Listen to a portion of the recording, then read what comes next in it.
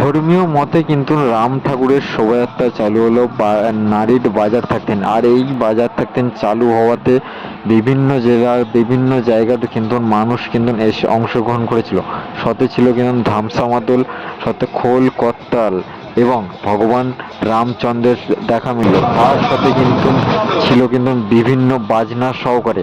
কোনো জায়গায় বাজনা কিন্তু রয়েছে, আর কোনো জায়গায় রয়েছে কিন্তু কালী নৃত্য এবং শিব নৃত্য।